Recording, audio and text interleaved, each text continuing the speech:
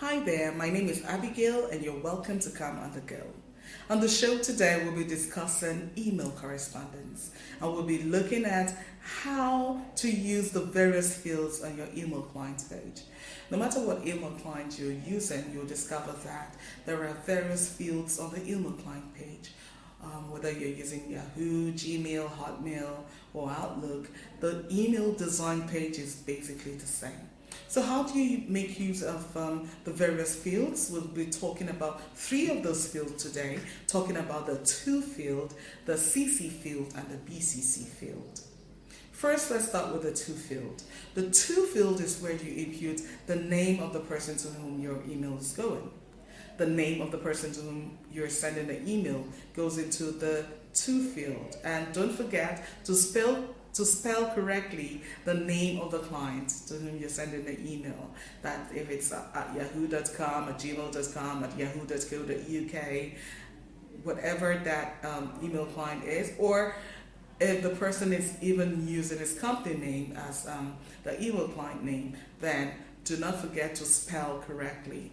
Wouldn't it be a complete or total waste that you write an email after composing your very beautiful email and you send it to the wrong address? Very embarrassing. So make sure that you know the name of the person and you can spell it correctly so that you do not send your email to the wrong person.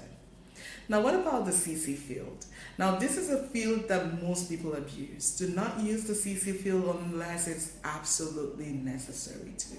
Some people use the CC field to report their supervisors to their employers. Perhaps your supervisor has made a decision that you do not like, and then you want to report him indirectly. Then you send your supervisor an email and you CC your employer. Well, that is no way to make use of the CC field. Only use the CC field when someone who should be in the know of a correspondence that you're sending, that's the person that you should CC.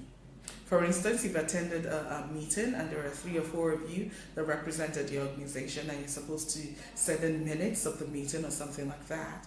Then you could write the email and CC every other person who was there. Now be careful also with the use of the CC field. If you are CCing, if you're writing an email to someone and there's hierarchy involved, perhaps a manager and a secretary have attended a meeting, then the email should go to the manager and the secretary should be CC'd. Except you are directly told, okay, send the message to my secretary and CC me. If you're not told that, then let hierarchy rule you. Impute the name of the higher ranking officer on the to field and then CC every other person. Now, what about a situation whereby you want to send an email, perhaps a bulk email to a lot of people, and you do not want to expose the email addresses of everyone to everyone else? Then what do? Well, in comes the BCC field. By the way, BCC stands for blind carbon copy. So what do?